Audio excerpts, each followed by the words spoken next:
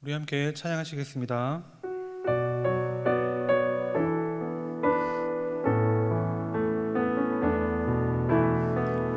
나의 영혼이 잠잠히 하나님만 바라며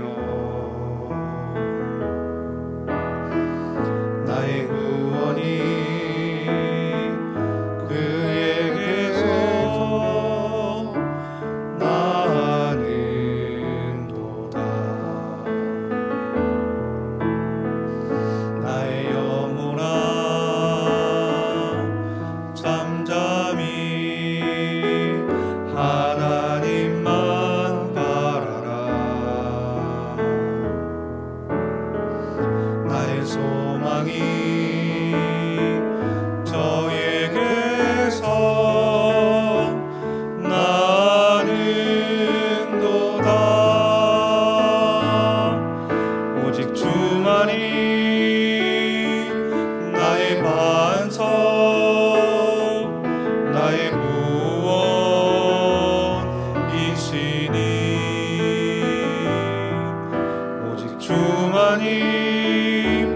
나의 산성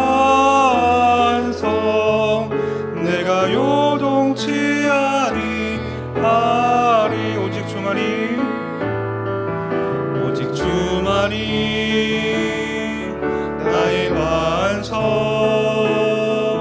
나의 구원이시니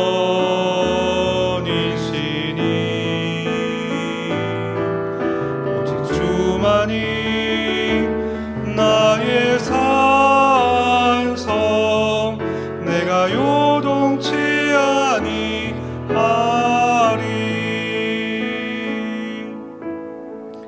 이 시간 기도 제목 보시면서 합심 기도하겠습니다. 하나님을 주인으로 모시고 섬기를 해주마자 내가 내 인생에 주인 되었던 것을 회개하며 주인 삼았던 모든 것을 내려놓고 하나님의 진짜 주인으로 모시고 살게 하소서. 그리고 내 인생의 참 주인이신 하나님께 모든 것을 맡기고 순종할 때 책임져 주시고 보호하시며 인도하시는 걸 살게 하소서. 하나님 나라와 시대를 지켜주십시오. 교회의 단체를 지킬 수 있도록 보건 주차를 감춰받고 보호자 상교육을 막아주시고 교회를 우리들이 위한 모든 악한 정책과 시도들을 무너지게 하옵소서. 이 어려운 때에 우리 교회를 끌어가시는 다른 목사님을 더 강력하게 붙들어 주시고 코로나 시대를 잘 감당할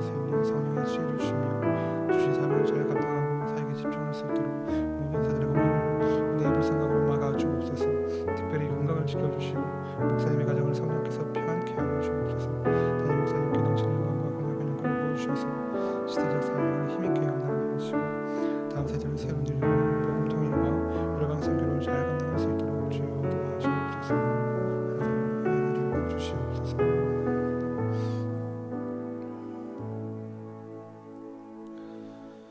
하나님 아버지, 주의 은혜를 구하며 기도합니다. 하나님을 주인으로 모시고 섬기는 해를 맞아 내가 내 인생의 주인 되었던 것을 회개하며 주인 삼았던 모든 것을 내려놓고 하나님을 나의 진짜 주인으로 모시며 살아가게 하옵소서. 그리고 내가 내 인생의 참 주인이신 하나님께 모든 것을 맡기고 순종할 때 책임져 주시고 보호하시며 인도하시는 은혜를 우리 다 누리며 살게 도와주옵소서. 나라와 이 시대를 지키시고 교회와 다음 세대를 지킬 수 있도록 포괄적 차별금지법과 포괄적 성교육을 막아주옵소서. 이뿐 아니라 교회를 무너뜨리려고 하는 모든 악한 정책과 시도들이 무너지게 하옵소서. 이 어려운 때에 우리 교회를 이끌어 가시는 담임 목사님을 더 강력하게 붙들어 주시고 코로나 시대를 잘 감당할 수 있는 성령의 지혜를 주시고 주신 사명을 잘 감당하고 사역에 집중할 수 있도록 모든 사단의 공격을 은혜의 불성각으로 막아 주옵소서. 특별히 건강을 지켜주시고 목사님의 가정을 성령께서 평안케 하옵소서. 담임 목사님께 넘치는 영감과 강력한 영권을 부어주셔서 시대적 사명을 힘있게 감당하게 하시고 다음 세대를 세우는 일과 복음 통일과 일방 선교를 잘 감당할 수 있도록 도와주옵소서. 오늘 이 시간 말씀을 통해 큰 은혜 주시기를 믿고 기도하옵나이다. 우리 주 예수 그리스도 이름으로 기도드렸습니다. 아멘. 오늘 우리에게 주시는 하나님의 말씀은 시편 62편 1절부터 6절까지입니다. 구약성경 845면 1절부터 6절 한 절씩 교독하겠습니다. 나의 영혼이 잠잠히 하나님만 바라며 나의 구원이 그에게서 나는도다. 오직 저만 나의 반석이시요 나의 구원이시요 나의 산성이시니 내가 크게 요동치 아니하리로다. 넘어지는 담과 흔들리는 울타리 같은 사람을 죽이려고 너희가 일제히 박격하기를 언제까지 하려느냐. 저희가 그를 그 높은 위에서 떨어뜨리기만 꾀하고 거짓을 즐겨하니 입으로는 축복이요 속으로는 저주로다. 나의 영혼아 잠잠히 하나님만 바라라. 대저 나의 소망이 저로 쫓아 나는도다. 오직 저만 나의 반석이시요 나의 구원이시요 나의 산성이시니 내가 요동치 아니하리로다. 아멘. 여러분은 인생을 한마디로 정의한다면 무엇이라고 말하고 싶으십니까? 사실 인생이라는 것이 너무나 크기 때문에 쉬운 일은 아닙니다. 그럼에도 다양한 정의들이 있습니다. 천상병 시인은 그의 시에서 인생은 소풍이라고 노래했습니다. 나태주 시인도 인생은 사랑이라고 말을 했습니다. 마더 테레사를 비롯해서 여러 사람들에게 영향을 끼친 사람이 있는데 미국의 교수이자 저술가인 켄트 키스는 어떤 나쁜 상황에서도 그래도 선한 일을 실천하라는 의미에서 anyway, 그래도라는 말로 인생을 설명했습니다. 그리고 최근에 우리는 인생을 두고 꽃길이라는 말을 자주 사용하고 있습니다. 이런 낭만적이고 따뜻한 정의들은 듣는 사람으로 하여금 희망과 격려를 줍니다. 그렇지만 다른 한편으로 우리 사회에서 매일 일어나는 코로나19의 확산 소식과 사건 사고의 소식들을 듣노라면 인생이 그렇게 낭만적이지도 또 따뜻하지도 않음을 실감하게 됩니다. 그러면서 평안은 사라지고 두려움과 불안함, 때로는 분노가 우리 안에 가득 차기도 합니다. 이런 인생의 상반된 두 가지 측면을 동시에 담고 있는 단어가 오늘 시편 62편에 등장합니다. 그것은 바로 요동입니다. 저자 다윗은 정확히 어떤 상황에서 이 시를 적었는지 알 수 없지만 다윗은 인생을 요동이라는 단어로 설명하고 있습니다. 다윗이 보니까 인생은 마치 요동치는 것과 같다는 것입니다. 그런데 다윗은 거기서 멈추지 않았습니다. 그는 2절과 6절에서 반복해서 내가 요동치 아니하리로다 라고 선포하고 있습니다. 다시 말해 인생의 정의가 비록 요동일지라도 자신은 그 요동을 극복하게 되었다 말하는 것입니다. 그러면 다윗이 깨달은 요동치 않는 인생의 비결은 무엇일까요? 다윗은 동일하게 반복어법을 사용해서 그 비결을 말하고 있는데요. 그 비결을 함께 읽어보겠습니다. 나의 영혼이 잠잠히 하나님만 바라며 나의 영혼아 잠잠히 하나님만 바라라. 다윗의 요동치 않는 인생의 비결은 바로 잠잠히 하나님만 바라는 것입니다. 요동치는 인생의 순간에 사람을 찾아다니거나 세상적인 방법을 구하지 않고 오직 잠잠히 하나님만 바랐습니다. 다윗은 왜 잠잠히 하나님만 바랬을까요? 그 첫 번째 이유는 구원이 하나님께만 있기 때문입니다. 여러분, 지금 다윗이 어떤 상황이겠습니까? 3절 상반절을 보시면 이렇게 적고 있습니다. 넘어지는 담과 흔들리는 울타리 같은 사람. 자신을 말하는 거지요. 다윗은 마치 자신이 넘어지는 담 아래 서 있는 사람과 같다 말합니다.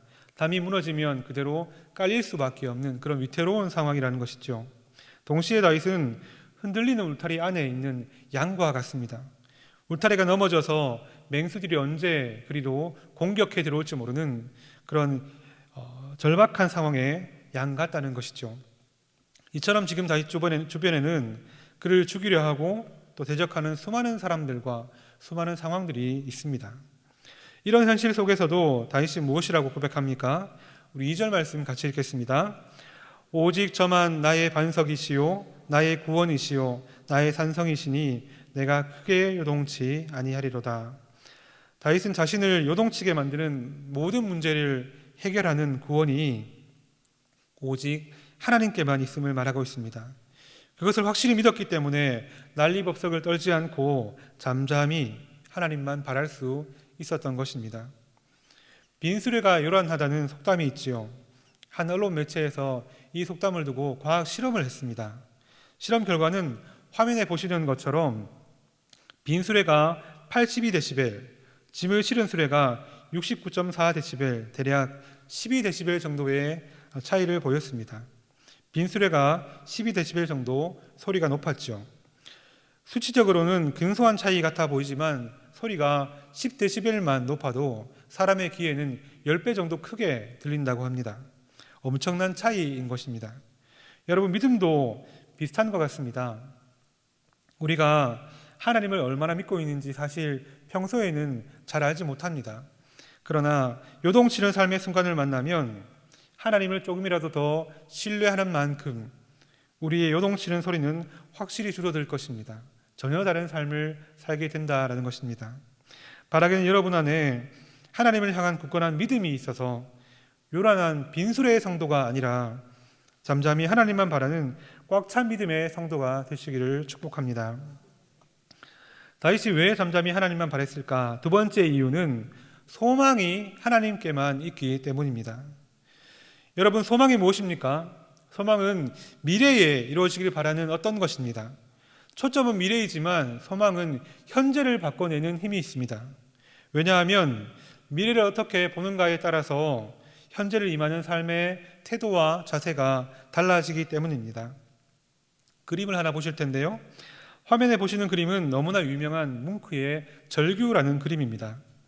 전문가들은 이 그림의 제목을 절규보다 영어 제목인 더 스크림을 그대로 번역해서 비명이라고 붙이는 것이 더 정확하다고 합니다. 절규를 비명으로 바꿔서 보면 조금 더 다르게 보이는 것 같습니다. 그림의 배경이 된 장소는 노르웨이의 오슬로라는 곳인데 아주 평화롭고 조용한 도시입니다. 보시는 것처럼 오슬로 해변가는 노을이 너무나 아름다운 곳입니다. 여전히 많은 사람들이 이 노을을 보기 위해서 찾는 관광지라고 합니다.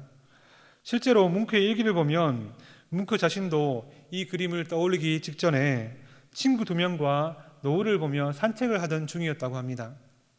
그래서 이 절규 그림을 보면 저렇게 절규하는 사람 앞에 두 사람의 친구가 먼저 걸어가는 것을 그려놓았습니다. 왜 뭉크가 이 아름다운 장소에서 감탄이나 감격이 아니라 절규, 다시 말해 비명을 질렀을까요? 그는 일기장에 이렇게 적고 있습니다. 나는 두 친구들과 함께 길을 걷고 있었다. 해는 지고 있었고 갑자기 하늘이 핏빛 붉은색으로 변했다. 내 친구들은 계속 걸었지만 나는 불안에 떨며 서 있었다.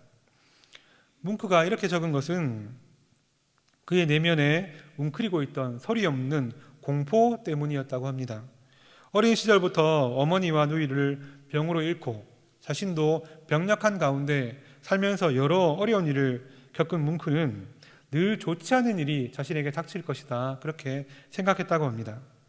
미래의 모든 일을 두렵고 무서운 것으로 보았기 때문에 그의 내면에 이렇게 절망이 가득 차 있었기 때문에 너무 아름다운 이 장면을 보고서 그는 비명을 지를 수밖에 없었던 것입니다. 안타깝게도 오늘날 우리 사회에도 미래를 생각하며 뭉크와 같은 마음으로 살아가는 사람들이 많이 있는 것 같습니다.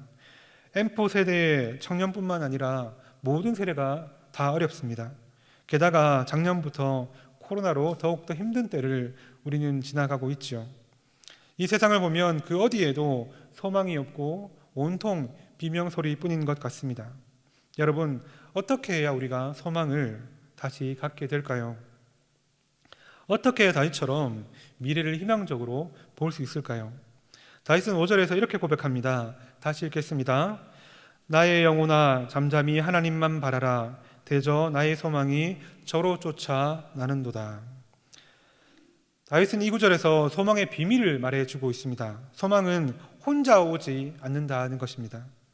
소망은 저로 쫓아, 즉 하나님을 따라 하나님으로부터 온다라고 말합니다.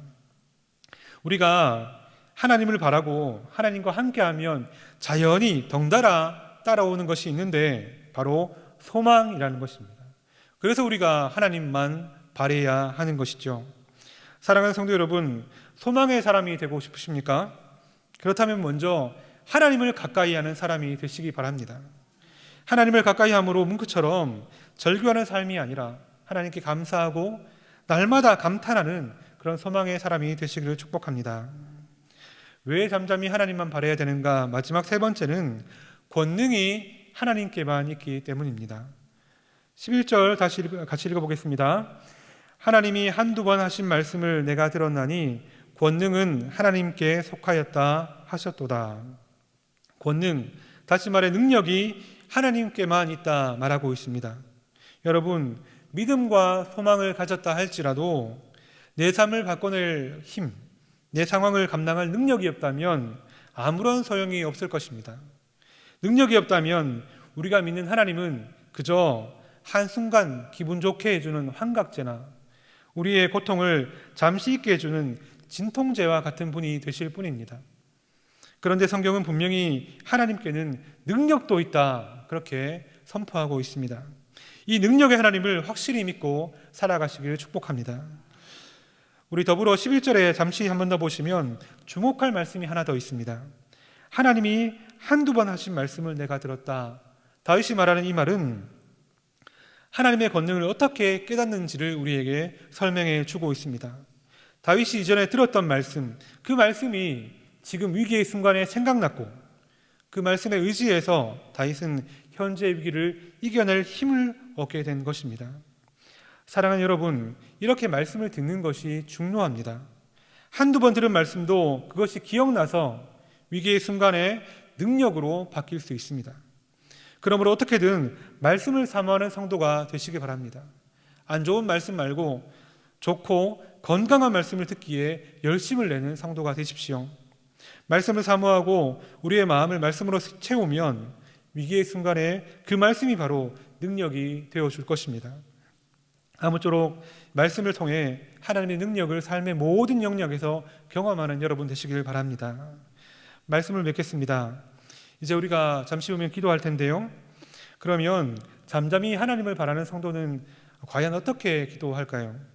잠잠히라는 표현 때문에 인자한 표정과 느긋한 미소를 짓고 눈을 지그시 감고 묵상하며 때로는 조용히 읊조리며 그렇게 기도할까요?